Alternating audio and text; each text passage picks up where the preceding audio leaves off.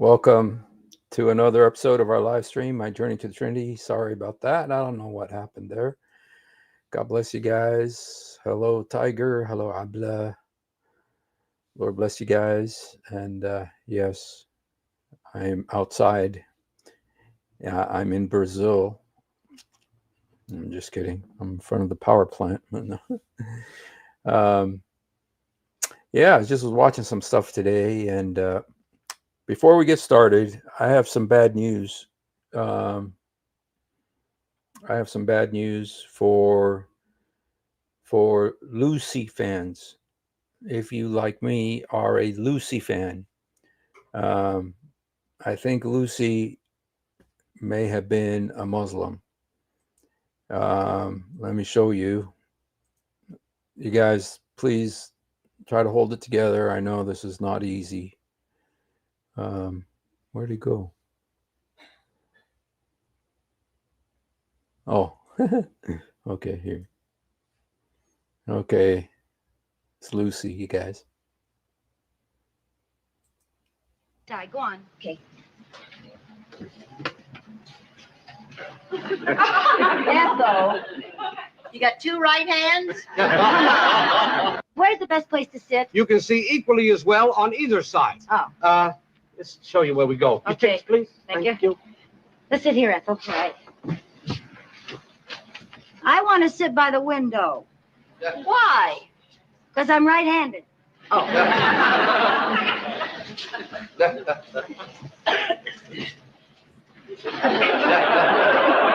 What's that got to do with it? Oh, move over to the other side, Ethel. Why? Well, look, when we go out Wilshire Boulevard, the La Brea tar pits and all these buildings are on the left. That's the best side. Go on. Okay. Ethel, you got two right hands? Where's... Yes, so Lucy has got two right hands, you guys, so sorry to break it to you. So all right, well, want to go ahead and show you now. This video, we've seen it many times before, but I just really think he says some very important things. And this is at Oxford University, and there was a debate between several people. Who, the debate was, is Islam a religion of peace? And so you had the people on the other, the British people, then you had some Muslim people, and so I thought it'd be interesting to watch this. So let me go ahead and put it on here.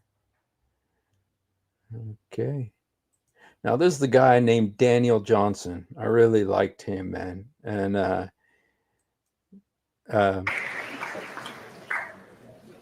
ladies and gentlemen, I very nearly decided not to come today. Yesterday, a British soldier was decapitated in cold blood on the streets of London by Islamists shouting Allahu Akbar. One of them told the British public, "You people will never be safe." Why should I, a married father of four, take the risk of questioning the religion of peace at a public debate that will be filmed and no doubt appear on the internet? I have met Ayaan Hirsi Ali, who was forced to live in hiding and then to leave Europe after her friend Theo van Gogh suffered the same fate as the soldier in Amsterdam. Let me just show you. I know you guys know this, but let me just show you the, I know you guys all know Ayaan Hirsi Ali. And, she wrote a book called Submission, and it's about life, her life. She was in Somalia. And just what life is like for women in Islam and the abuses that women endure under Islam. And so she wrote a book called Submission, and there was a guy named Theo van Gogh, and he wrote he produced the movie he produced the movie about based on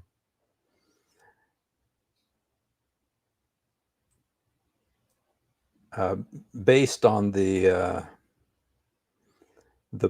book, and he was brutally murdered, shot many times in the Islamic State of Holland. And so now this is an old picture of him.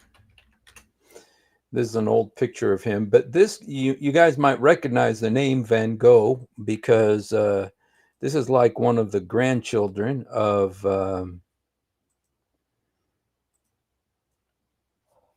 is it a grandchild? I believe it's a grandchild or a son of the very famous artist Van Gogh, who cut off his ear and painted. It's kind of what do they call that? Shoot, I can't remember exactly. Expressionist painting. So anyway, this is Theo Van Gogh, murdered for his art, which depicted a woman trapped in the rigidity of Islamic religion. He was riding his bike to work, and this guy stabbed him to death. His name Mohammed Boyeri, and he was from Morocco. His family's from Morocco, but he was born in Amsterdam in the Netherlands. And he kind of was like a loner kind of guy. And so when Van Gogh this guy did the movie based on Ayaan Hirsi Ali's life and submission, this guy killed him. And he shot him like 12 times, and this guy had when Van Gogh's widow and family were in the court, this guy was telling them, "I'm not sorry for what I did. I would do it again." And this guy really brought to prominence one of the names of one of the titles of Muhammad. There was a title of that Muhammad has that not many people have referred to it, but it is the Hawk al-Qattal, okay, which means the laughing fighter or killer, the laughing fighter. And he put that message, he had a letter and he left it on the guy's chest, on Van Gogh's chest. And he had that title of Muhammad, the Hawk al-Qattal, the laughing killer. And so that's this guy. Yeah. So it was a few years after this that this debate took place. And also I'm sure you remember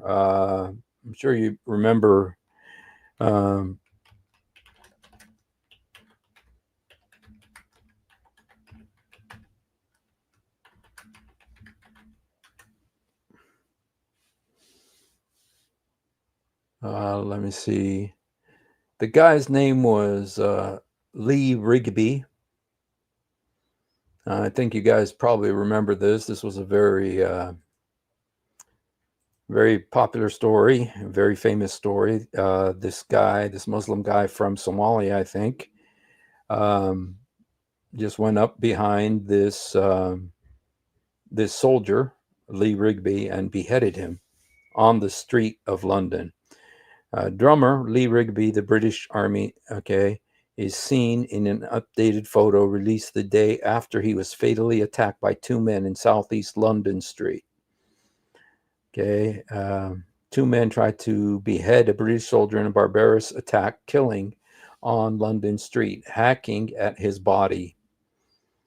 The guys' names are Michael Adebolajo and Michael Adebowale.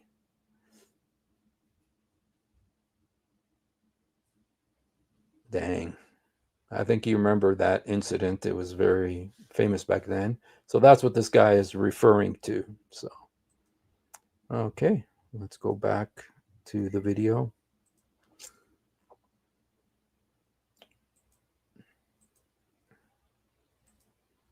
Allahu Akbar. One of them decided not to come today. Yesterday, a British soldier was decapitated in cold blood on the streets of London by Islamists shouting Allahu Akbar. One of them told the British public, "You people will never be safe." Why should I, a married father of 4, take the risk of questioning the religion of peace at a public debate that will be filmed and no doubt appear on the internet? I have met Ayaan Hirsi Ali, who was forced to live in hiding and then to leave Europe after her friend Theo van Gogh suffered the same fate as the soldier in Amsterdam. I have met the historian Benny Morris, who was assaulted outside the London School of Economics by Muslim students merely because he was an Israeli. I have British friends who have been forced to move to a secure gated refuge because of similar threats. But I have come precisely because I do not want to live in fear in a free country, our country. I do not want this great university, our university, to become a place where academics are intimidated. I do not want free speech to die in the land that gave this most precious of liberties to the rest of the world, including many of the 56 states that call themselves Islamic. I do not want Muslim women to endure domestic tyranny. The Pew survey reveals that more than 90% of the world's 1.5 billion Muslims believe that wives must always obey their husbands. 90%. Earlier today, I attended the funeral of a dear friend, Professor Geza Vermes, a man whose remarkable career shows what freedom means and why we must fight to preserve it here in Oxford. It was only because he, unlike his parents, survived the Holocaust in Hungary that he ever came here to found the discipline of Jewish studies. Geza was hidden from the Nazis by the church and after the war became a Catholic priest. But later, he criticized the church's attitude to the Dead Sea Scrolls, which he insisted should be made available to the academic world, regardless of their implications for the origins of Christianity. Indeed, he became a leading expert and was the first to translate them into English.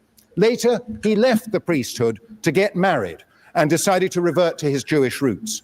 Here in Oxford, Geza began to investigate what he called the Jewish Jesus, not the Son of God or even the founder of Christianity, but a charismatic Jewish preacher. Geza challenged Christian orthodoxy at every point, though just before he died, he also shocked Orthodox rabbis by showing in an article for Standpoint, the not very right-wing magazine that I edit, that crucifixion had been used by Jewish rulers as well as Roman ones. With a foot in both Jewish and Christian camps, but beholden to neither, Geza enlarged our knowledge of the world of Jesus more than anybody else in our time. I've dwelt on his career, the career of Geza Vermes, for one simple reason. None of it would have been possible in any Islamic country. His change of religion would have been treated as apostasy, despite the fact that the Quran suggests only that an apostate will suffer in the next world. Under Sharia law, it is a capital offense, and many Muslim majority countries do in fact impose the death penalty. The latest Pew survey suggests that a majority of Muslims around... Yeah, that's an interesting point, that there's a little bit of, I don't want to say contradiction, but, there's some things that are in the Quran. Usually when something is in the Quran and in the Hadith, and they contradict each other, the Muslims go with what's in the Quran, not what's in the Hadith. But in the issue of killing apostates, it's not very clear in the Quran that you're supposed to kill apostates, but it is very clear in the Hadith. Muhammad said, "Whoever changes his religion, kill him." So in the Hadith, it is very clear that you're supposed to kill people, but the Quran is not very clear about it. To where, if someone was Quran only, they could say, well, no, the Quran doesn't say it. Now, the Quran does say if they I believe it's 491. Let me show you the verse. It does say, I believe it's chapter 4, verse 91.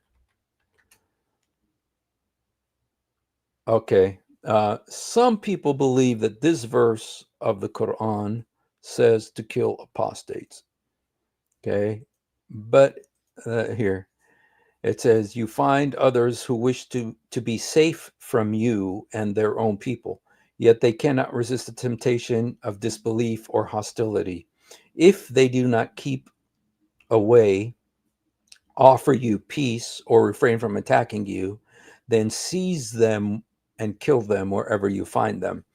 Now, the Arabic doesn't quite say that. Let's see. let me just show you the Arabic. Satajadun, you will find, akhirin, others, yuridun, wishing in to be secure from you, and they be secure from their people. Kul ma raddu ila al-fitna, whenever they give in to, it's a word that isn't very clear. It's not really temptation. It's more like strife or agitation or conflict, aggression. Irkasu fiha, they go into it. فَإِن لَمْ يَعْتَزِلُوكُمْ وَيِلْقُوا إِلَيْكُمْ السِّلْمَ وَيَكْفُوا أَيْدِيهِمْ فَخُذُوهُمْ. Okay, let's go back here again. فَإِن لَمْ يَعْتَزِلُوكُمْ, if they do not desert you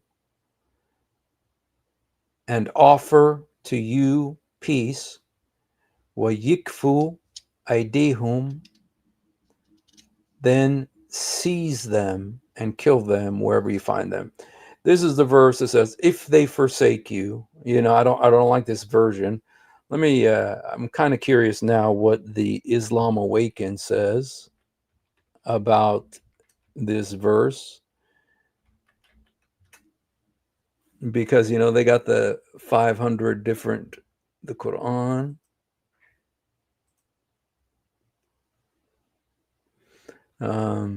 Okay, 491.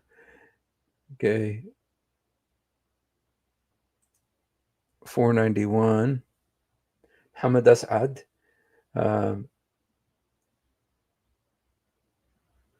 Okay.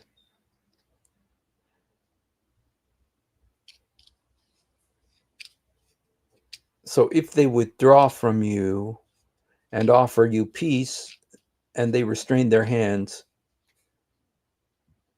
then seize them and kill them wherever you find them. Here, and offer you the peace. Here, but it's funny, the next one says, if they do not offer you peace, Muhammad As'ad.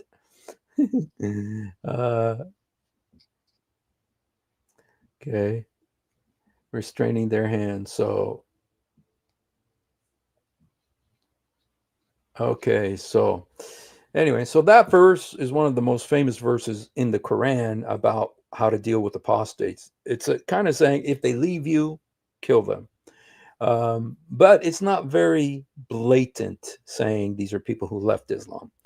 But in the hadith, it's very clear. Muhammad said, whoever leaves his Islamic religion, kill him. Muhammad is very clear about it. And so, so in this case, most Muslims will follow or believe the hadith rather than, and they'll say that, you know, it's Islamic to, you know, what they believe, and I was told this several times, is you have 3 days to repent, 3 days to return, and or else you'll be killed. You have 3 days to renounce your apostasy, or you'll be killed. Now, most people won't do that, to be honest, and most Muslim countries won't do that. But if they want to.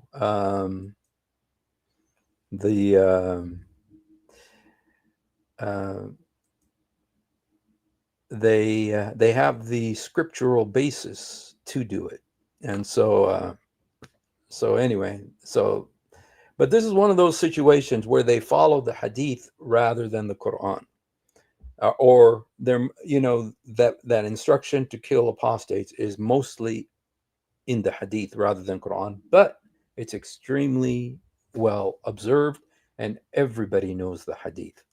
It is one of the most famous hadiths in all hadith literature, all hadith collections. Okay, whoever changes religion, kill him. Okay. All right, let's go back to Daniel Johnson. Around the world agree with this draconian punishment. Even worse countries do in fact impose the death penalty. The latest Pew survey suggests that a majority of Muslims around the world agree with this draconian punishment. Even worse in the eyes of Islamic authority was Geza Vermesh's investigation of Jesus. If he had attempted to apply the same modern scholarly methods to the Prophet Muhammad in an Islamic country, he would certainly have been executed for blasphemy as a non-Muslim or for apostasy if he had been a Muslim. One recent example was a leading Islamic scholar in Sudan, Mahmoud Taha, who was executed for apostasy merely because he presented Islam as a religion of peace, drawing on Muhammad's more conciliatory sayings rather than the warlike doctrines he later adopted. Not only would an open-minded intellectual like Geza Vermesh have no place in an Islamic country, but a university like Oxford, in which liberty of research into everything, including Islam, is not merely permitted but obligatory, could not exist. There are no universities in this sense in the Muslim world, and the academic study of Islam, and especially of its founder, has been greatly inhibited by the suppression of free intellectual inquiry. Now, how does this lack of free speech and inquiry bear on the question we are debating tonight? In my view, it is crucial. Islam has the potential to be a religion of peace. No, sorry, I'm not taking points. See the guy standing up there, he wants to make a comment. Now you see, he says something there that Islam has the potential to be a religion of peace, which I don't believe it does. I don't believe with what's in the Quran, what's in the Hadith, that it could be a religion of peace. Let me just go back to that. Suppression of free intellectual inquiry. Now, how does this lack... This guy is Muslim. He wants to comment. ...of free speech and inquiry bear on the question we are debating tonight? In my view, it is crucial. Islam has the potential to be a religion of peace. No, sorry, I'm not taking points of information. But it will need to evolve a great deal if it is actually to become a religion of peace. Islam cannot evolve unless Muslim authorities, both religious and secular, allow the freedoms we in the West take for granted. Freedom of speech, freedom of the press, freedom of conscience. Of course, these freedoms go together with other basic principles which are absent in those countries. Equality before the law, civil and political rights, constitutional democracy, economic liberty. You know, equality before the law, that's kind of like a woman, you know, her testimony in court is only worth half of a man's testimony. You know, I mean, and that's a Quran verse that says that a woman's testimony is worth half of a man's testimony. The separation of church or mosque and state. All these ideas emerged in the West because the Judeo-Christian tradition has always evolved in classical and medieval, Renaissance and Enlightenment periods, and it is still evolving today. As a Catholic, I must acknowledge that it is only in my lifetime that the church adapted its teaching on the Jews from enemies to brothers. And in order to ensure that the 1.2 billion Catholics could see that the church banished anti-Semitism in its practice as well as its preaching, successive popes have gone out of their way to reach out to Jewish people. How very different is the situation in Islam. Where Jews and Christians have allowed the reinterpretation of the Bible, Muslim scholars have insisted that the Quran, as the unmediated word of Allah, cannot be reinterpreted.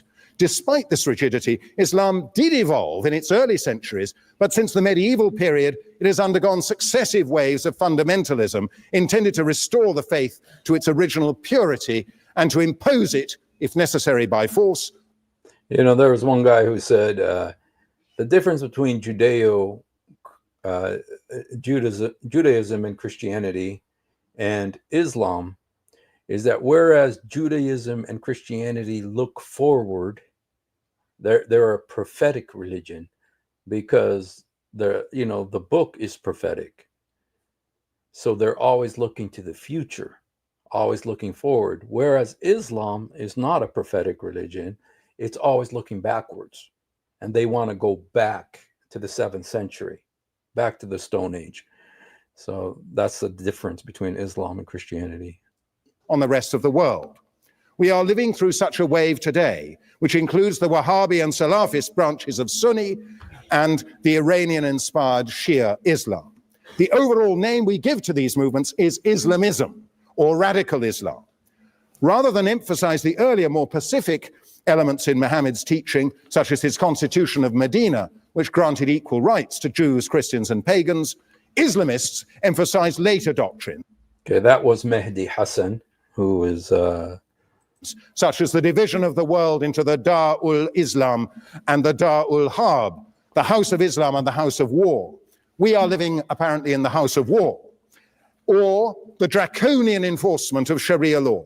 Not content with the attempt to convert non-Muslims, Islamists stress the obligation to carry out jihad, understood to mean holy war, including terrorism.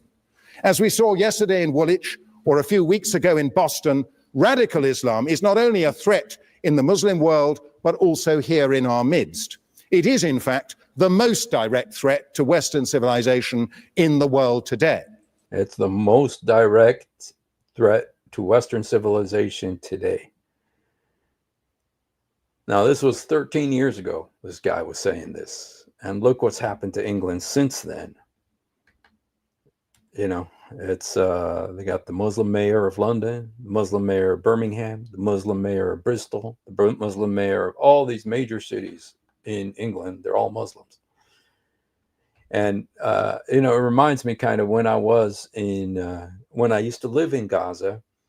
One time I would, every few weeks I would go to Jerusalem or to the West Bank to see my dad. And I was staying at this hotel.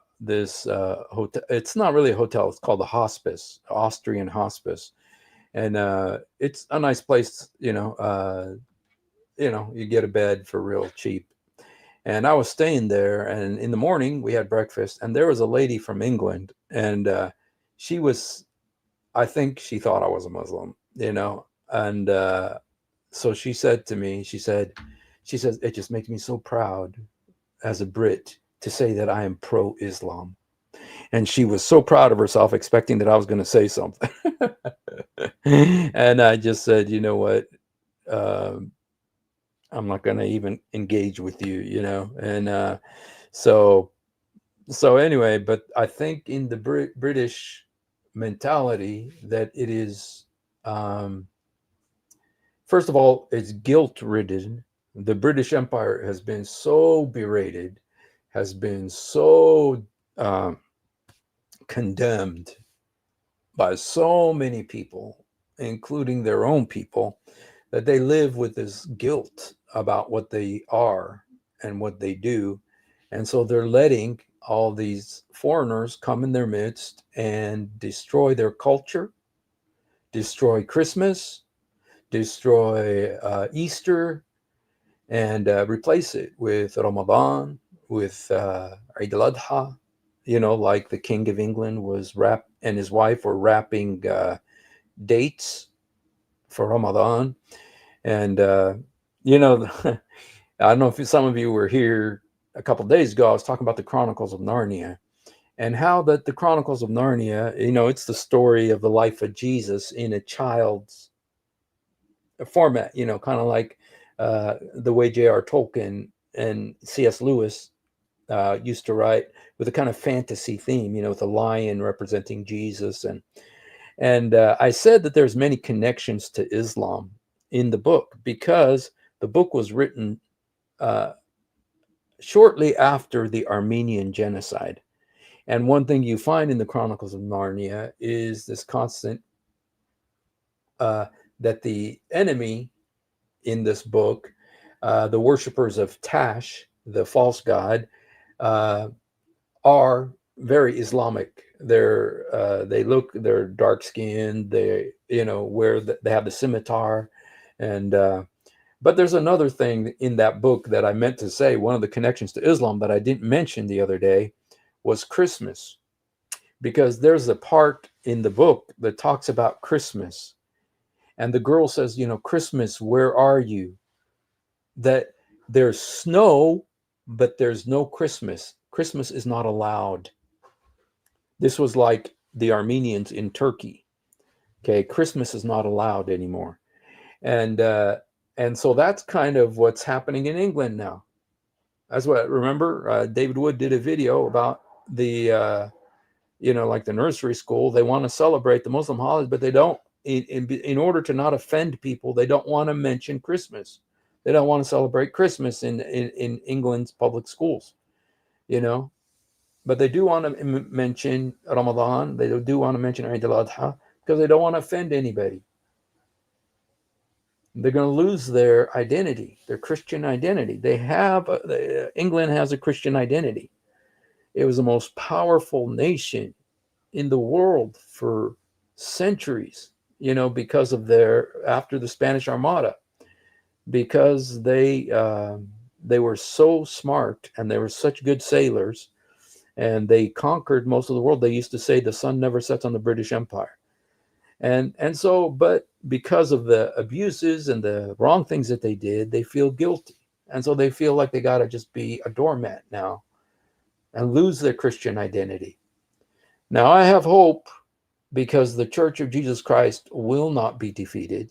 Jesus said the gates of hell will not prevail against it. And we're hearing some good signs out of England now that there seems to be some revival. Churches are beginning to awaken again. So we hope that's happening. So it is not enough. No. Yeah, there's Mahdi Hassan. He wants to comment. Oh, I'm sorry. It is not enough for Muslim apologists to point to statements of regret after terrorist attacks. They have to acknowledge the truth about their own past and present, the discrimination and cruelty towards non-Muslims, women, and slaves that have characterized Islam from its inception. Mehdi Hassan is an exception. I'm sorry. In a brave and remarkable article in the New Statesman, he revealed what he called our dirty little secret, that anti-Semitism in the Muslim community is, quote, routine and commonplace, unquote. It was brave because Muslims have reason to fear reprisals when they speak out, and it was remarkable because most Muslims are in denial, encouraged by the pernicious notion of Islamophobia. Because of that notion, the police and other authorities were in denial about the rape and exploitation of girls here in Oxford, an evil that was only exposed at their recent trial. But what other dirty little secrets might Mehdi Hassan like to admit? Who else are Muslims, at least of the radical persuasion, inclined to denounce in private? What do they say about Christians and other non-Muslims, including atheists? What about homosexuals or women whose dress or behavior is un-Islamic? We know what Islamic states do to all these and many other categories of people. They persecute and kill them. They claim the authority of Islam, of the Quran, the Hadith, the Sharia, and their own leading scholars. I know there are other scholars who defy the Islamists. I had the honor of meeting the late Zaki Badawi, the founder of the Muslim College, who... Badawi, by the way, Badawi was no hero, but he he did a very good debate. There was a very good debate between him and Reza Safa, who was an ex-Muslim Persian man who but I tell you what, Badawi was no hero, man. But anyway. Fought against the influx of Saudi-funded imams into British mosques, who fought for Muslim integration and who denounced the fatwa against Salman Rushdie. But, I'm sorry, Badawi lost all these battles. His leadership role has been usurped by Tariq Ramadan, who occupies a chair here in Oxford. He comes from a very different tradition, that of the Muslim Brotherhood, the vanguard of Islamism. To be blunt, Professor Ramadan is an Islamist wolf in sheep's clothing. Beware of him. A religion of peace has to practice what it preaches. I'm almost done. You only have to watch the news of persecution, war, and terror from the Muslim world and beyond to find that religion of peace rings hollow. Peace is not on offer to the rest of us except at a price that is unacceptable. The price of submission to the Islamists who increasingly dominate their fellow Muslims across the globe.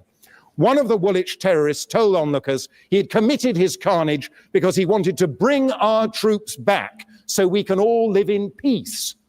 Our troops? He had just butchered one of them.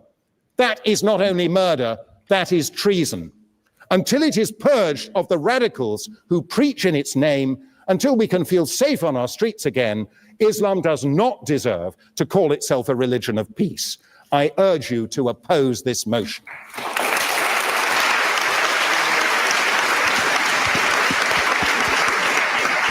Look at the Muslims. They're all like, oh, he just doesn't understand Islam. He just doesn't understand. And, you know, a lot of these Muslims, they are peaceful. They want peace. A lot of them are that way. No denying that. But the problem is not Muslims. It's Islam. It's what the book says. It's the Quran. It's the Hadith. Okay, so anyway, I wanted to also watch Mehdi Hasan's response. Okay, let's just look at. Well, before we look at Mehdi Hasan's response, there was another British, MP or something, who also spoke. And let me just see if I could show her video first, and then I would like to play Mehdi Hasan's response. And let me just go here, see.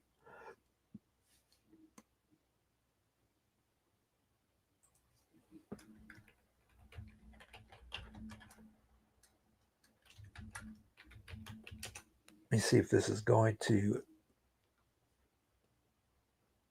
I can't remember where that lady was. There was a lady that. Okay, here. Yeah.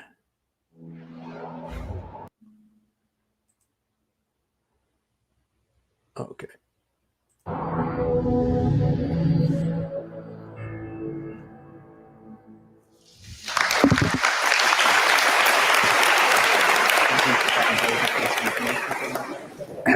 Well, good evening, everyone.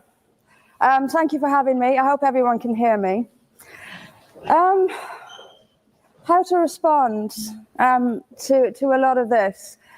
First of all, on the bar, you said you admitted yourself that the bar had been set quite high. I would suggest, though, that the burden of proof is on the proposer rather than on us. It quite clearly says Islam is a religion of peace. I suggest you prove it. We've also been told here tonight when we opened that this debate must take place in the real world. Well, absolutely, yes, it must. It must take place in the real world. And I will describe what Islam is doing in the real world. We can sit and we can debate theocracy day in, day out. We will never agree. We can debate, is there a God? Isn't there a God? Is the Quran real? Isn't it? None of it actually matters.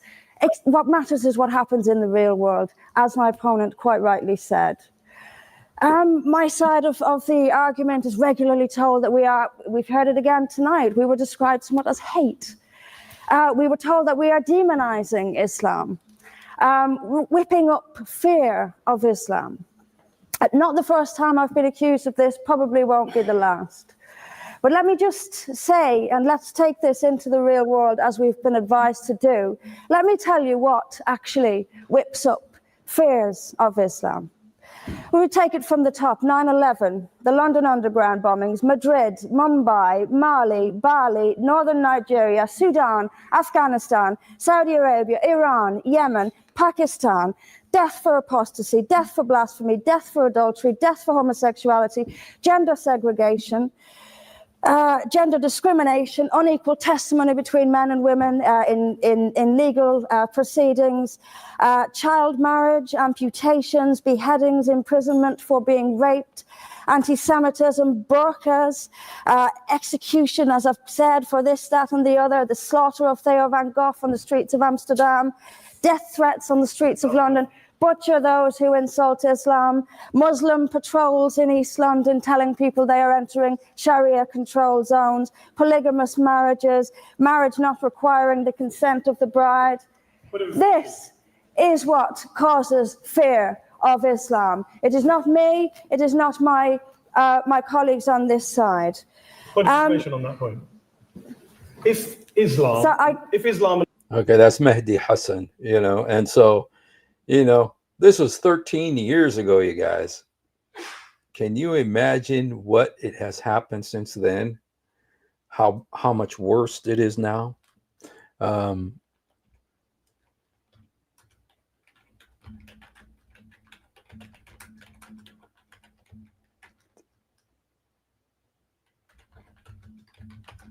just kind of curious now.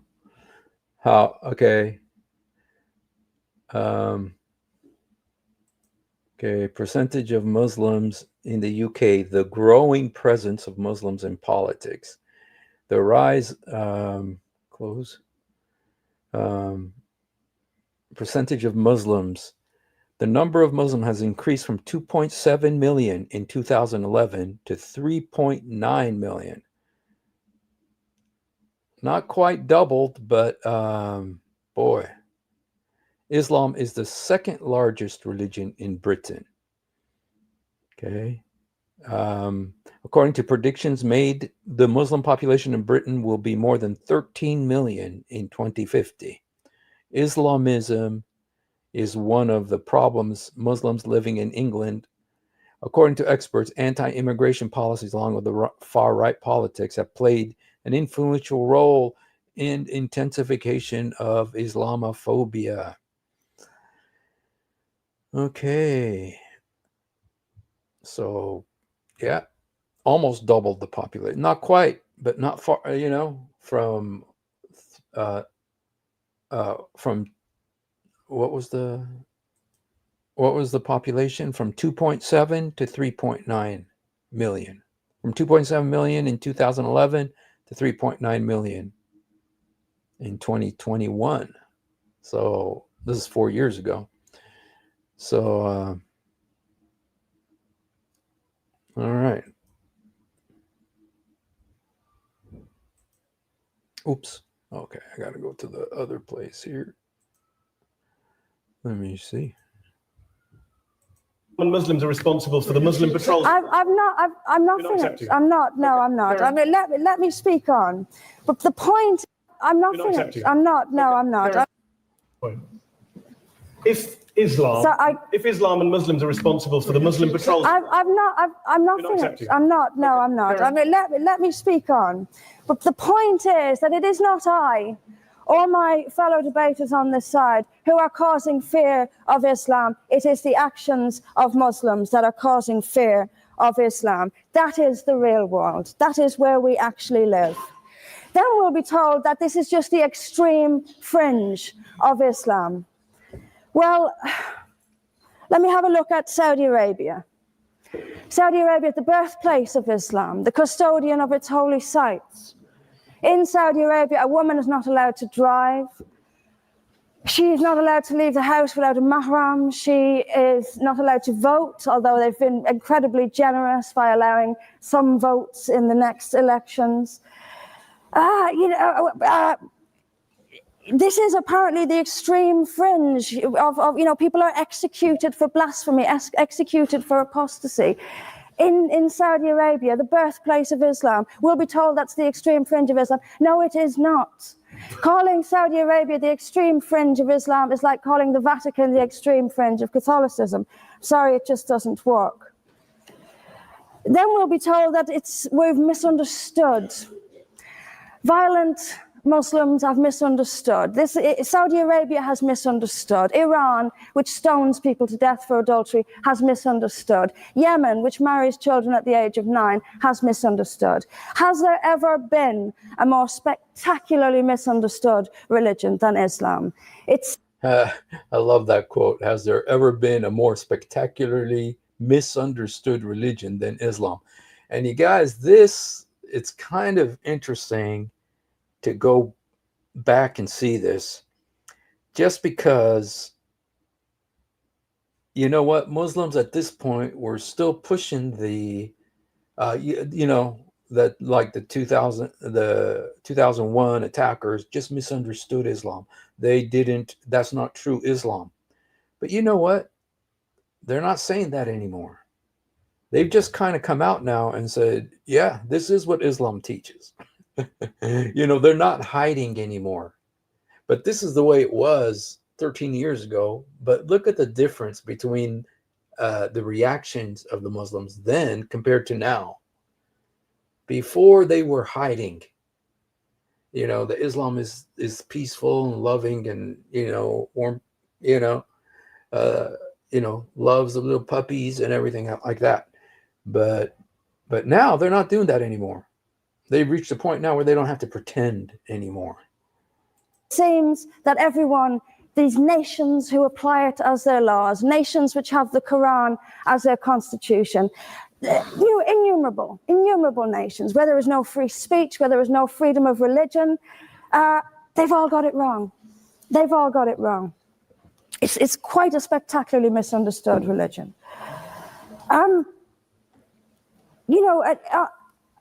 There's just so much. I'm constantly told as well that I need to respect Islam. I'm never quite given a good enough reason why. I am under no greater obligation to respect Islam than I am any other beliefs.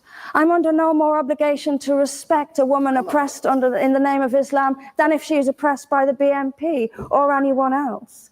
I'm under no obligation to make compromises with an ideology I simply don't see as peaceful. Why don't I see it as peaceful? Because of the evidence. If I look around the world and I see the countries where Islam calls the shots, all I see is brutality and violence imposed by the state.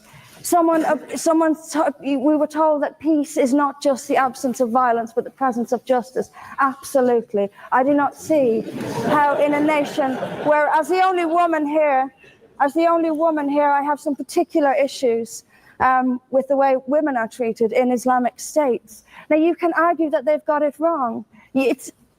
Tell them that, because they seem to think that's what it is. Yes, I mean, there's so much to say about it, but is there a peaceful Islam? Yes, there is. It's in the hearts of peaceful Muslims. Unfortunately, though, there's also a rather more objective Islam, and peaceful Muslims have to do some really rather creative interpretation, like the command to beat her. I've seen Muslim women. I didn't stand up for you. Well, I didn't.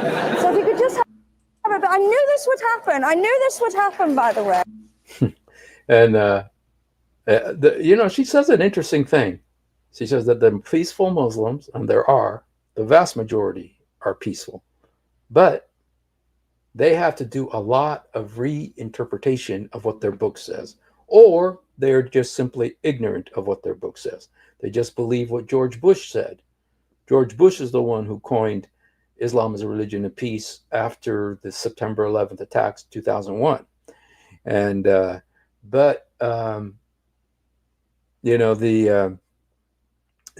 really like that, what she said. She says there are peaceful Muslims, but they have to do a lot of reinterpretation to get to that place.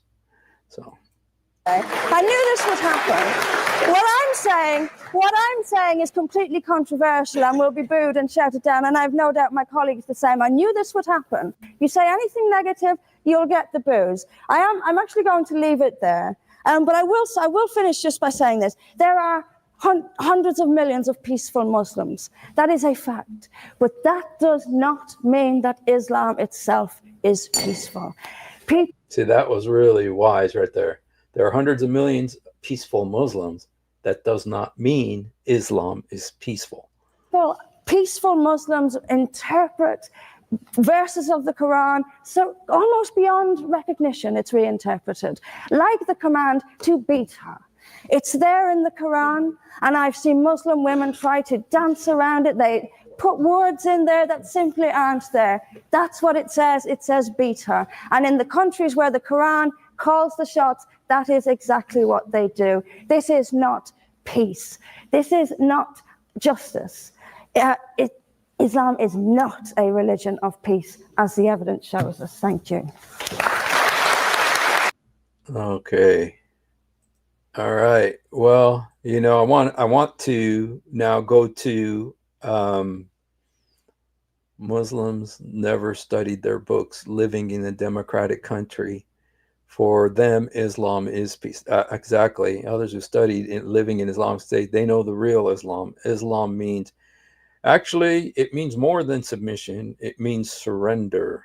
Surrender as in warfare. And yeah, the word is istislam in Arabic. It means to surrender. Like you're at war and you have to surrender by force. Okay. I guess they like the socialist political aspects of Islam and tendency for revolutionary and protest. So, you know, the marriage of the far left and Islam is largely not because they have the same values. I mean, if Islam was to conquer, they'll finish off the Christians, but then they'll go after those leftists as well. They'll go after the leftists as well, because you know, they don't share their values. They're only using them. They're using CNN. They're using the New York Times. They're using the Democratic Party. They're using Kamala Harris and Joe Biden. You know why? Because they feel they in their minds have the same enemy, which is Christianity. And so you know, that's why the leftists and the Muslims are kind of married, you know, to each other right now in the West, in American. And so yeah, somebody here is telling us BNP is the British Nationalist Party in the 80s and 90s. Thank you. A spectacularly misunderstood religion. You know, I think she's being really fair. I thought she was really fair, especially when she says that there are hundreds of millions of peaceful Muslims. But that doesn't mean Islam is peaceful. Okay. So share with some decoys. Okay. Abdul Mehdi isn't Abdul, but he poses as an atheist to escape scrutiny. Seen footage that he didn't even know was taken of him preaching. Really? Wow. Well, their religion teaches them to pretend while overpowered. Yes, it does. It says, play nice until you get the upper hand. And then when you have the upper hand, do not seek peace. So that's the different, you know, but the Quran literally says that. It says, play nice when you are weak. But when you get the upper hand, don't even extend peace. Okay. And so, you know, just look at how many Christians are in Muslim countries now. You know, the only Muslim country with a sizable Christian population is Egypt. You know, and it used to be a completely Christian country.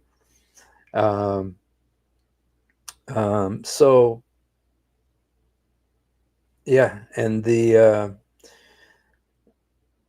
you know, and like she said, you know, there are peaceful Muslims. The problem is Islam itself is not peaceful. That's the problem. So, All right, I wanted to also play you guys Mehdi Hassan's response. He has a response, and I didn't really appreciate it. In fact, I couldn't barely stomach listening to it. But I thought, it's important to listen to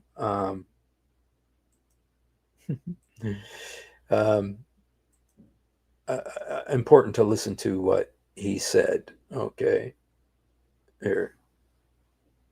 He's arguing that Islam is a religion of peace. Okay. Assalamu alaikum. Are you Trying to buy up our McDonald's too.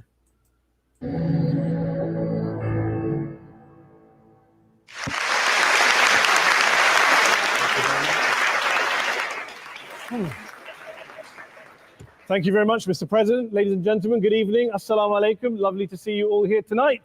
We're having a very entertaining night, are we not, with some very interesting things being said. From the other side of the house tonight, let me begin by saying, as a Muslim, as a representative of Islam, I would consider myself an ambassador for Islam, a believer in Islam, a follower of Islam and its prophet. So in that capacity, I don't really consider him a follower of the prophet because he does not do the things that the prophet did. Let me begin by apologizing to Anne-Marie for the Bali bombings. I apologize for the role of my religion and me and my people, for the killing of Theo van Gogh, for 7/7. Yes, that was all of us. So he's I don't understand what he's doing here. I don't understand what he's doing here, apologizing, taking responsibility for all Muslims. I don't understand what he's doing unless this is a facetious thing. It's kind of a mockery thing, and apologizing to her. Why to her? I think it is a very ugly thing to do. So. That was Islam, that was Muslims, that was the Quran. I mean, astonishing claims. Yes, that was Islam. Yes, that is the Quran. Yes, that is the Hadith. Yeah. To make in the very first speech on a day like today, where the conservative Prime Minister of the United Kingdom is having to come out and point out that these kind of views are anathema. And I believe you're trying to stand... And the conservative Prime Minister has to point out this is anathema. It's because he has already bowed down and kissed the ring. And a lot of money comes from Saudi Arabia. And for the Labour Party to become an MP in Brighton. If you do, and you make these comments, I'm guessing you'll have the whip withdrawn from you. But then again, UKIP's on the rise. They'll take you, the BNP. They might have something to say about your views. This is what Mehdi Hassan always does. if you hear her, she said, this is what Mehdi Hassan always does. By the way, just on a factual point, since we heard a lot about the second speaker, about how backward we Muslims all are. On a factual point, you said that Islam was born in Saudi Arabia. Islam was born in 610 AD. Saudi Arabia was born in 1932 AD. So you were only 1,322 years off. Not bad? That was such a stupid point because it wasn't called Saudi Arabia back then. But it is Saudi Arabia. It's the land where Mecca and Medina are. And so this is a real stupid point. I don't understand why he said that, but it was a clickbait. Not bad start there. Talking of maths, by the way, a man named Al-Khwarizmi was one of the greatest mathematicians of all time, a Muslim, worked in the golden age of Islam. He's the guy who came up with not just algebra, but algorithms. Without algorithms, you wouldn't... He came up with algorithms. Wow. Have laptops. Without laptops... Came up with laptops? Daniel Johnson tonight wouldn't have been able to print out his speech in which he came to berate us Muslims for holding back the advance and intellectual achievements of the West, which all happened without any contribution from anyone else other than the Judeo-Christian people of Europe. In fact, Daniel David Levering, the author of the Pulitzer Prize-winning historian and author of The Golden Crucible, points out that there would be no Renaissance, there would be no Reformation in Europe without the role played by Ibn Sina and Ibn Rushd and some of the great Muslim theologians, philosophers, scientists in bringing... Look at these guys. They just applaud like a bunch of seals. Greek text to Europe.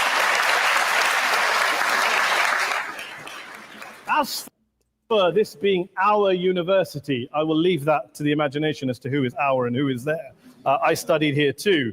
An astonishing set of speeches so far making this case tonight. You know what?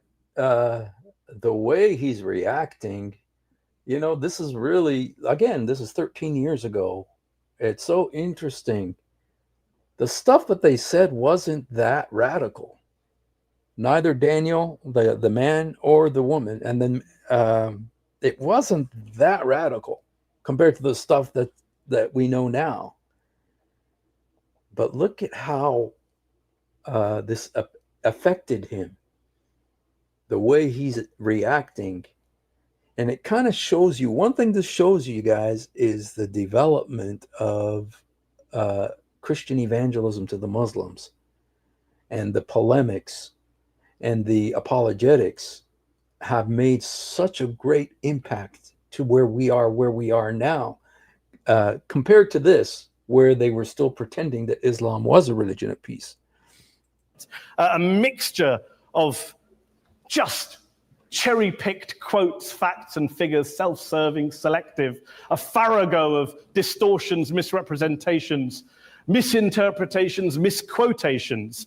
Daniel talked about my article in the New Statesman, which got me a lot of flack, where I talked about the anti-Semitism that is prevalent in some parts of the Muslim community, which indeed it is. Of course, I didn't say in that piece that it was caused by the religion of Islam. In fact, but it is caused by the religion of Islam. Just read what Muhammad said about Jews, that Allah turned them to pigs and monkeys, and that they are the most enemies of Islam, is the Jews, that Muhammad that the Jews were also turned into rats. That's why Muhammad, that the rats don't drink milk or camel milk, because Jews don't drink camel milk or something like that. That the lowest of creatures, that the Jews and the Christians are the worst of creatures, 98 verse 6 of the Quran. And it says to fight them wherever you find them, of the people of the book. Suppress them till they feel themselves subdued. That's what the Quran teaches. And that is merciful compared to the rest of the stuff in the Quran about the Jews and about the Christians. So he's trying, I can't believe that he's saying this. Can't believe he's saying this, as if Islam is not to blame for what Muslims think about Jews. Yes, it is. And then go into the Sirah, go into the biography of Muhammad, where he killed the Banu Qurayza tribe, committed genocide on them. Modern anti-Semitism in the Middle East was imported from, finish the sentence, Mecca. Christian, Judeo-Christian Europe. Now, that'd be really nice for you to say that, but you guys have codified anti-Semitism. Where I believe some certainly bad things happened to the Jewish people. In fact, Tom Friedman, Jewish-American columnist in the New York Times, told me in this very chamber last week that he believed, had Muslims been running Europe in the 1940s, 6 million extra Jews would still be alive today. So I'm not going to take lessons in anti-Semitism from someone who's here to defend the Judeo-Christian values of a continent that murdered 6 million Jews. Moving swiftly on.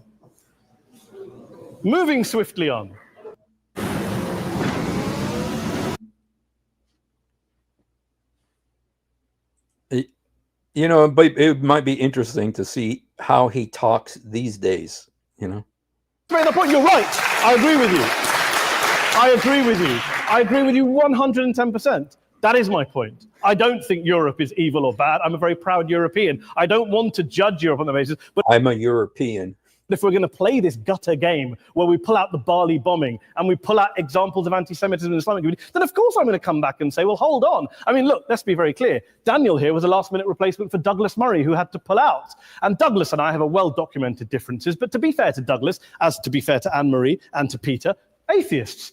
Atheists see all religions as evil, violent, threatening. What the problem I have with Daniel's speech is that Daniel comes here to run this robust defense of Christianity, forgetting that his fellow Christians, people who said they were acting in the name of Jesus, gave us the Crusades, the Spanish Inquisition. And the Crusades came, why? Because there were certain people who came and took over Jerusalem, were killing Christians over there. And, the Crusades, the books about the Crusades, the history of the Crusades has been, I think, largely revised. And it's what I grew up with in the public schools. I remember in the public schools, they talked about the peaceful Muslims. Even when I was in public school in the 70s, I was in public school in the 70s and 80s.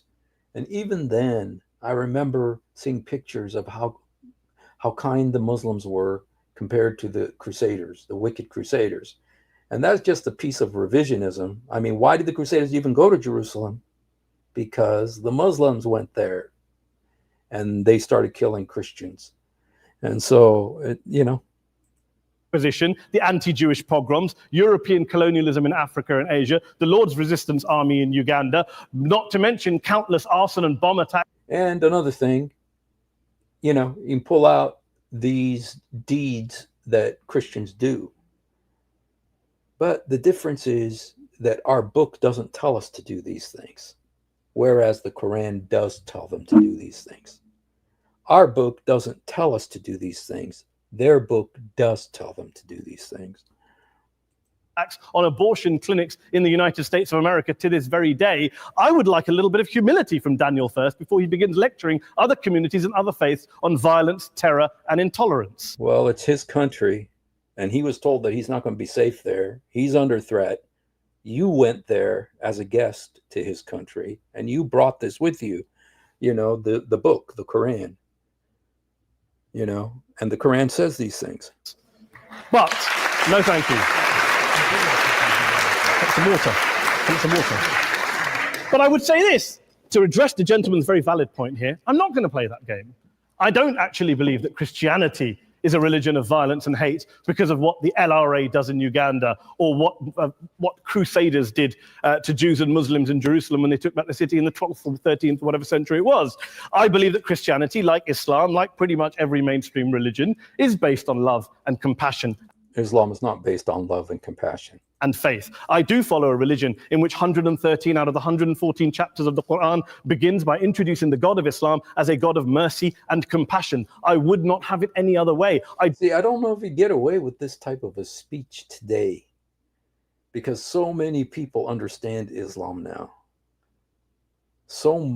There's so much more understanding of Islam now. I don't think you get away with this today. Don't follow a religion which introduces my God to me as a God of war, as some kind of Greek God of wrath. He is, and worst, and a deceiver. As a God of hate. And yes, absolutely, he's a God of hate. The Quran says that he puts hate between the Christians until the day of judgment. He himself plants the hatred. So yes, he is a God of hate. Injustice, not at all. As Adam pointed out, you go through the Quran and you see the mercy and the love and the justice. Yes. And yes, you have verses that refer to warfare and violence. Of course it does. This is not a motion about pacifism. I'm not here to argue that Islam is a pacifistic faith. It's not just pacifistic, it's violent. It is not. Islam allows military action, violence in certain limited contexts. Not limited contexts. And yes, a minority of Muslims do take not a minority it out of that context. But is it religious? We talked about Woolwich. They say it is. What do they always say when they attack? Allahu Akbar. Daniel and Anne-Marie have suggested that it's definitely religion that's behind all of this. Well, actually, what I find so amusing tonight is we're having a debate about Islam. And the opposition tonight have come forward. We have a graduate in law, a graduate in modern history, a graduate in chemistry. And, I admire all of their intellects and their abilities, but we don't have anyone who's actually an expert on Islam, a scholar of Islam, a historian of Islam, a speaker of Arabic, even a terrorism expert or a security expert or a pollster, let alone to talk about what Muslims believe or think. Instead, we have people coming here, putting forward these views, putting forward these sweeping opinions. Listen to Professor Robert Pape of the University of Chicago, one of America's leading terrorism experts, who, unlike our esteemed opposition tonight, studied every single case of suicide terrorism between 1980 and 2005, 315 cases in total. And he concluded, and I quote, "There is little connection between suicide terrorism and Islamic fundamentalism or any of the world's religions. Rather, what nearly all suicide terrorist attacks have in common is a specific secular and strategic goal to compel modern democracies to withdraw military forces from territory that the terrorists consider to be their homeland." And the irony is, when we talk about terrorism, the irony is that the opposition and the Muslim terrorists, the Al-Qaeda types, actually have one thing in common, because they both believe that Islam is a warlike, violent religion. They both agree on that. They have everything in common. And they have the proof. Osama bin Laden would be nodding along to everything he's heard tonight from the opposition side. He agrees with them. Yeah, and he knew true Islam. And how many people still love him? Problem is, Now that I use Monday service, I know you guys, it's sickening listening to this guy. is that mainstream Muslims don't. The majority of Muslims around the world don't. I think the majority do, you know, in London especially right now. In fact, a gentleman here started quoting all sorts of polls. Gallup carried out the biggest poll of Muslims around the world of 50,000 Muslims in 35 countries. 93% of Muslims rejected 9/11 and suicide attacks. And of the 7% who didn't, they all, when polled and focus grouped, cited political reasons for their support for violence, not religious reasons. And as for Islamic scholars and what they say, well, Daniel talks about our University of Oxford. We'll go down to Oxford Centre for Islamic Studies, get hold of a man named Sheikh Afifi Al-Akiti, who is a massively well-credentialed and well-respected Islamic scholar who has studied across the world, who in the days after 7/7 published a fatwa denouncing terrorism in the name of Islam, calling for the protection of all non-combatants at all times, and describing suicide bombings as an innovation with no basis in Islamic law. Go and listen to Sheikh Tahir Al-Qadri, one of Pakistan's most famous Islamic scholars, who published a 600-page fatwa condemning the killing of all innocents and also... Oh, yeah, of course there are. We said there's hundreds of millions of peaceful Muslims. The problem is not them. The problem is Islam, not Muslims. So I'm sorry, guys. I can't stomach this guy anymore, man. I thought I'd be able to. I tried earlier. I couldn't handle it. And so if you go by, read 9:5, it says kill and ended with Allah is merciful. You know, if you look in the Quran, every time it says how merciful Allah is so merciful. For instance, in the situation of Quran 24:33, where it says don't force your slave girls into prostitution if they want to be chaste. But if you do, Allah is very merciful. You know, so you know, his mercy is seems to be very in agreement with Muhammad's values. The current figureheads of Da'wah have successfully shown how Islam is. People like Muhammad Hijab put the Muslim arrogance on display. Ali Da'wah shows they are proud of the idea of killing. Yeah, absolutely. You know, that's why, you know, this guy is saying all this stuff in England. He's saying it in England to a crowd of educated people. And you can get away with that, where the people are on your side, you know, where the people agree with you. And so you can get away with it there. But nobody from the Muslim world gives a crap what this guy is saying right now. In the Muslim world, who's he? They don't have a clue. They don't care. They don't care what he says either about how peaceful Islam is, you know. But in the West, you get away with this, and you know, and I know, you know, I know from my own experience, you know, that that Western Islam is not Eastern Islam, but you know, Western Islam is not Eastern Islam, but Western Islam is becoming like Eastern Islam. This is 13 years ago. What a huge difference between then and now. You know, between then and now. You know, I don't think that he would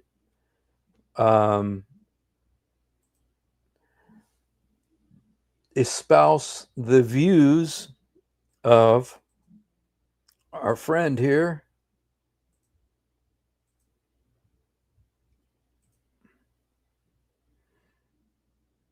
Wait a second. Let me get the volume up here. Where's the volume? You know, every time I put this video on, it doesn't, the volume doesn't work on it. I don't know how to do this. Oh, shoot.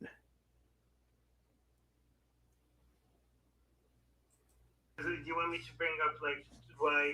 You want me to explain why it's okay, why it's not okay to have sex with a 9-year-old? Like, in a particular social context and a particular historical milieu. I mean, to me, that yes, it can be something that is moral and it is acceptable. Do you want me to bring up, like, why?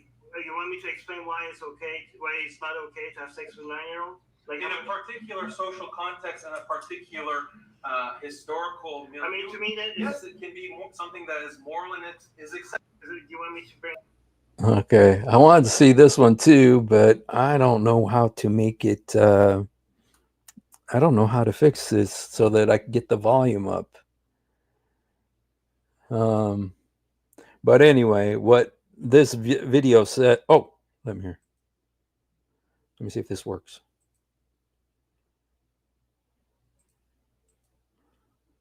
The sound isn't available. Oh, shoot. Okay, but anyway, what Daniel Hakikachu says here is he says, you know, the guy asks him, Armin, he asks him, he says, so are you saying it's okay to marry 9-year-old girls? And he says, yes. Yes.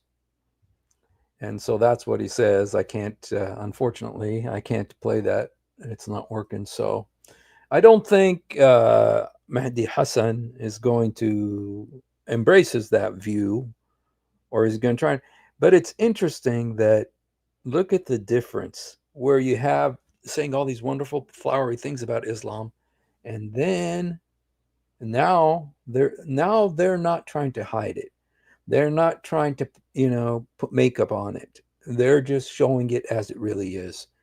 Especially thanks to Muhammad Hijab, Ali Dawa, saying that it's okay to have a secret wife, it's okay to lie to your wife, it's okay. And now that we're watching the whole situation with Muhammad Hijab and the sheikhs that that have tried to help him, and what's happened to them, and so you know that, I mean, it has come so far. It has come so far from this back in, you know, I think this was 2013. I mean, just look at the change that has happened since then. Look at the change that has happened since then. Because, you know, Islam is supposed to be really nice until you get the upper hand. And they're getting the upper hand now in England, unless the Christians wake up. Unless the Christians wake up and begin to preach the gospel to the Muslims and expose the truth about Islam to them so that they will be set free and come to the Lord Jesus like I did. A moderate Muslim is useless if they don't challenge the Islamists. That's right. Well, you know what? That reminds me of what they said about the good Germans during World War II. There were good Germans, but they were useless because they did nothing to stop the Nazis. They were not able to stop the Nazis from what they were doing. So what is a good German back then? Pretty much didn't do, you know, didn't change anything. Let me see, go back here. If they don't challenge, and they won't. I don't care if they believe what they say about Islam being a religion of peace, if they don't keep Islamists in check. And the problem is it's not a religion of peace. And so the Islamists are the ones who obey. They're the ones who obey Islam, true Quran. The more a government like UK appeases and bends, and the more emboldened they become. They see it as weakness, yes. And, you know, I remember when King Charles was coronated, you know, the coronation of King Charles in England. And there was a Muslim guy there. You know, there are many priests who came up and presented and read a scripture and and there was also a sheikh, an imam, a mufti or something, you know, who came up and did his Muslim thing. And, you know, and so it seems like there's this comfortable situation between Islam and Christians there in the UK. And, here it says, there are Christians in the UK with extensive knowledge of Islam now, Christians that are not afraid to speak out. Yeah. And we owe a lot of that to Jay Smith, and what he's done. And yes, Abduls are so jealous of Jews since Jews are ruling the world in spheres of life. And in fact, economy, military, yeah, not just in those areas, but also in the fact that the prophets were all Jews. And the fact that the Messiah was a Jew. And, they wanted something for themselves. So they concocted Muhammad. But I just want to say to the Muslims and to the Arabs, you don't need to concoct a counterfeit Jesus. Come to the real Jesus, because he came for you. And there's a special blessing and a special grace. And I do believe Ishmael was blessed. Do I think all the Arabs are descendants of Ishmael? No. But they identify as children of Ishmael. And you know what? God did promise a blessing to Ishmael. In fact, the very first time the pre-incarnate appearance of Jesus in the Bible is Genesis, I believe, chapter 15, where the angel of the Lord appeared to Hagar to save the life of Ishmael. So the very first time Jesus appears in the Bible is to save the life of Ishmael. So, Jesus created the Arabs too. He loves them. He died for them. The problem is when they try to replace him with one of their own, and then you lose.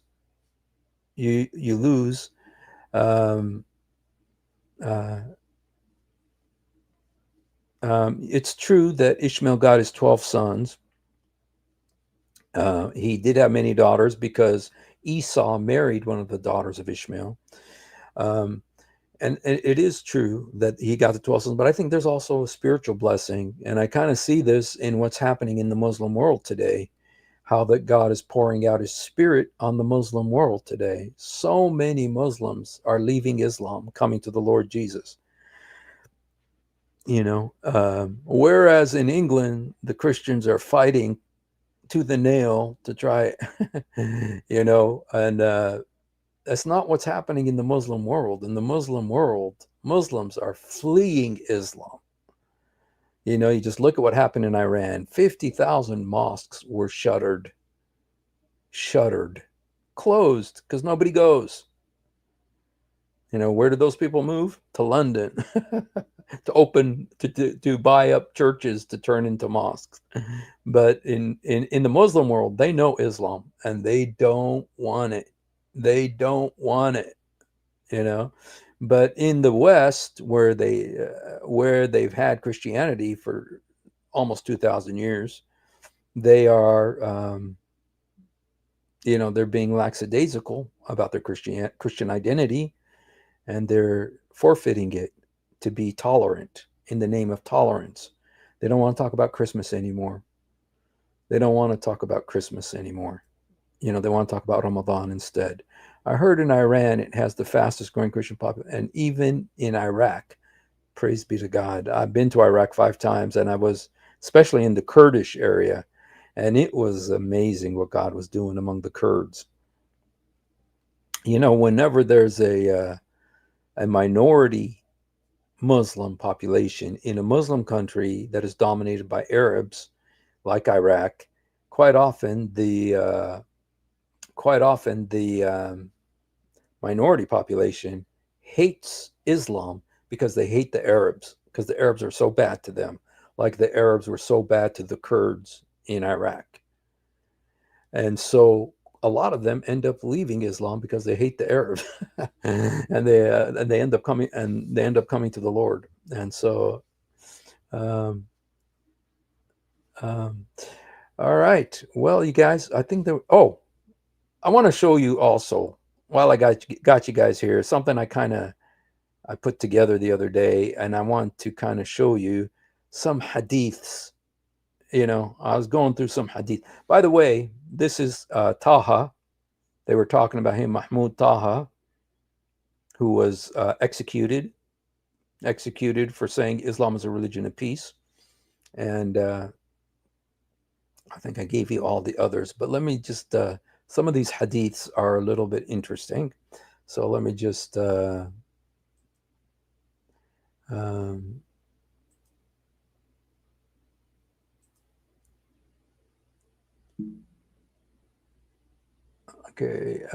just one second here.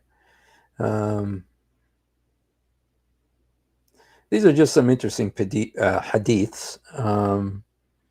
Okay.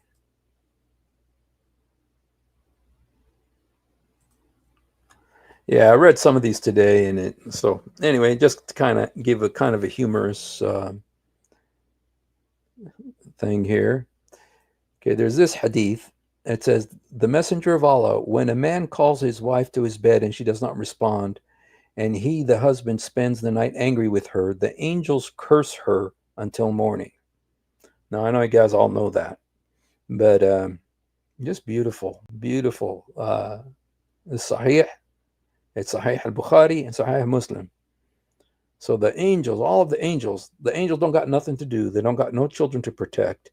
They don't have any wars to fight against Satan. All they want to do is curse a woman that doesn't want to sleep with her husband. And it's a bunch of angels. It says the angels, which makes you think it's all of them. All of the angels in the Bible, the theory is that there's like 400 million angels. That's kind of the theory, but there may be more. And so all they're doing is cursing this woman. How do they curse all the women in the universe on planet Earth, you know, who don't, you know, respond to the husband? Are they, you know, how do they do that for all of them? Every single one? You know? I mean, if there's a woman in Japan that does that, and then a woman in Australia that does that, and there's, you know, 10 million women in China that do that, are the angels, all the angels are cursing them? And then when the, you know, when the planet spins, then it's nighttime in Afghanistan, Pakistan, Iran, and India, and then there's women there, 10 million, that are also say no. And so are they being cursed by those same angels? This means the angels can't be doing nothing but cursing women all the time, nonstop. I mean, it says the angels curse her until morning. I mean, these angels are spending all night long cursing her. All night long. This is a Sahih hadith. I mean, don't the angels have anything to do? When do they have time to worship Allah? When do they have time to pray for Muhammad? You know, because the Quran says that they pray for Muhammad too. But if they're cursing the women, and there's going to be these women all the time, 24 hours a day, you know, when you consider the rotation of the earth, 24 hours a day, there's women around the planet that are doing this. And so the angels are all, they can do nothing else but curse them all. And it's not just like they curse them and fly away. No, they curse her until morning. How the heck? The angels. This is all of them? Yeah, boy, yeah. Yeah, boy, yeah. So, so let's look at another hadith. The angel. Oh, okay. Marion found the answer. Isn't it obvious? The angels work on shift. Okay, thank you. Thank you. The angels. The angels. It sounds like all of them are doing this. It's like, dude, what else can you do if that's all you're doing all night long? This is what Muhammad said, you guys. So here's another one. Whenever the Prophet went to bed, he would blow into his hands, recite the Mu'azzatain, that's Surah 113 and 114, then wipe his hands all over his body. So I don't know, how does it blow? Just blow, or blow his nose, or what? and then move his hand. This is Sunan Ibn Majah, Sahih Hadith. And this is in there 100 times. It's in there 100 times, not just here. So I'm not sure what this means. If somebody has an understanding, you can help us.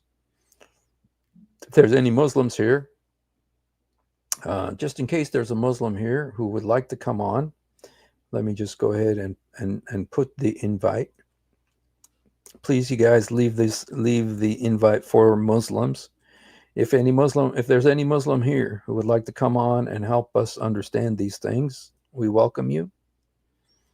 Here is the link. Okay, it's a fallen angel's curse, laugh all out, not God's angel.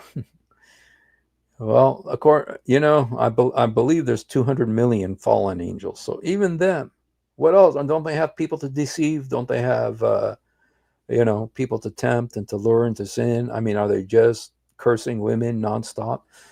Okay, the messenger of Allah mentioned bedding and said there should be bedding for a man, bedding for his wife, and a third for a guest, and a fourth for the devil. And in Arabic, it doesn't say the devil. In the Arabic, it says shaitan, which is Satan. So you got beds in your house. You got 4 beds. You have one for a man, one for his wife, one for their guest, and one for Satan. So this is Sahih Hadith. If there's any Muslim who wants to come up and help us understand what this means, please help us understand. Yep. Okay. Now this one is very sad. This one is very sad because unfortunately we see this happening. It says, command your children to pray when they become 7 years old and beat them for it when they become 10 years old, and arrange their beds to sleep separately. Dang. Hasan Sahih, Sunan Abi Dawood. Very, very sad.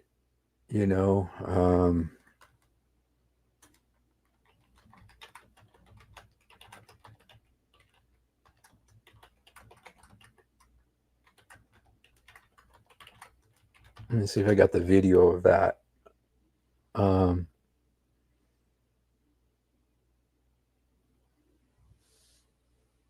There's a video of of a teacher obeying this.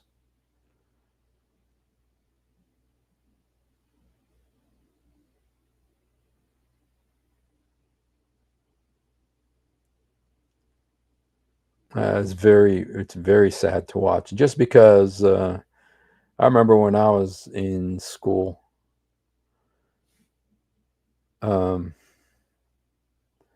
in the Middle East, and I had one angry, very, very angry teacher.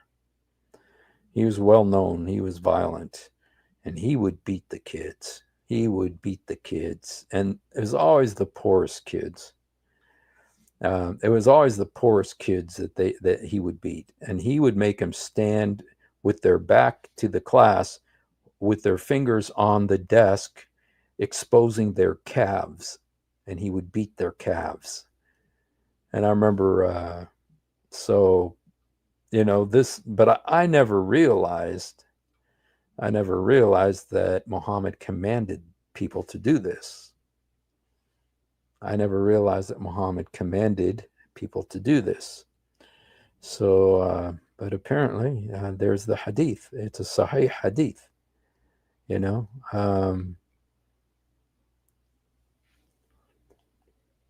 Let me see if this one has it. Okay, I don't know if this has it, but it may. Oops. Okay.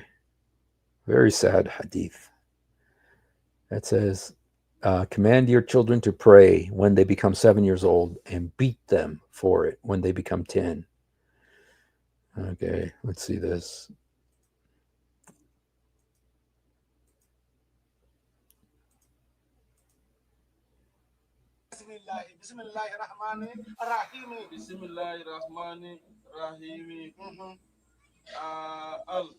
ألهيكم تكاثر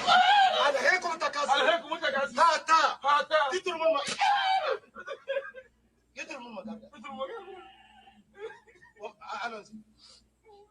عليكم تكاثر هاتا تدر من مقابر كلا سوف تعلمون ثم كلا سوف تعلمون كلا لو تعلمون علم اليقين لترون الجحيم ثم لا تسألون يوم يجي أنا نايم C'est ça que tu dois dire. C'est ça que tu dois dire. Lis. Allez, vas-y. Allez, vas-y.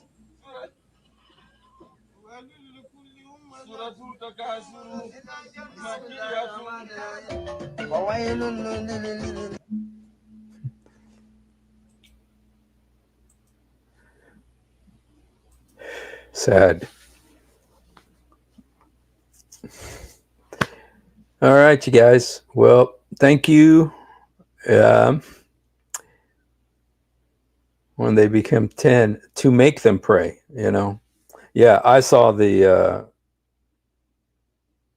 there's actually a video from Pakistan or someplace where some kid, I mean little kid, not these guys are big, but I mean that's real. He was beating those kids, you know, and but the little kid is like 10 years old, little boy, and he was being beaten by this teacher, man. It was so sad. So anyway, guys, all right. Well, I appreciate you guys spending a few moments with us tonight, and I don't think there have any Muslims here, or if they are here, they don't want to come up. And so, well, thank you for spending a few moments with us. And for those of you who didn't see it, I just want to play again because the possibility that Lucy was a Muslim. Let me see. Do I have that? Okay, you know what? I don't have it. But anyway, rewatch it, and you'll see the video where I think Lucy may have been a Muslim. So, all right, you guys. Thank you for hanging out. And you know, one thing that David Wood has accomplished with this the talk about the Zut, even and Raymond Ibrahim, is that now this has entered into the vocabulary. Everybody knows about the Zut now, and it is the most embarrassing story, but unfortunately it is documented in the Muslim sources, and so that's a good thing, because that exposes the truth about Muhammad. So, all right, you guys. Well, thank you for hanging out with us. And if you haven't done it, please do it now. Jesus, help me. Jesus, forgive me. Jesus, come into my heart. Oh, wait a second. I got one more hadith I want to show you. Okay. Anas ibn Malik said that Muhammad came to the home of Sulaim and slept in her bed while she was away from her house. On the other day, he slept in her bed also. She came, and it was said to her, Muhammad, who is having a siesta. They use the word siesta in Hadith translation. In your house. Who translated this? Oh gosh. Lying in your bed. She came and found him sweating, and his sweat falling on the leather cloth spread on her bed. She opened her scent bag and began to fill bottles with the sweat. Muhammad was startled and woke up and said, Sulaim, what are you doing? She says, Allah's meant, we seek blessings for our children through it. Thereupon he said, you have done something right. So she was bottling Muhammad's sweat so that it will be a blessing to the children. So siesta. That's hilarious. This is a hadith translation, you guys. That shows you the quality of these translators when they put siesta. I'm kind of curious now. I'm kind of curious, actually. Oops. Kind of curious to see the Arabic. I wonder, did I get the Arabic on that one? Oops. Let me see. Oh yeah, I got the Arabic here.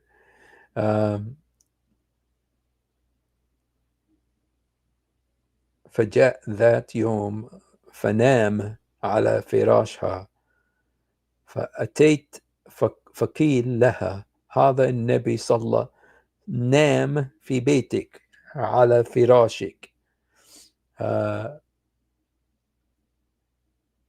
Okay, yeah, no, in the Arabic it just says sleep. Okay, it doesn't say siesta, but siesta, yeah. Okay, all right, you guys. Well, again, thank you for being with us. Have a wonderful night, and the Lord Jesus be with you and bless you.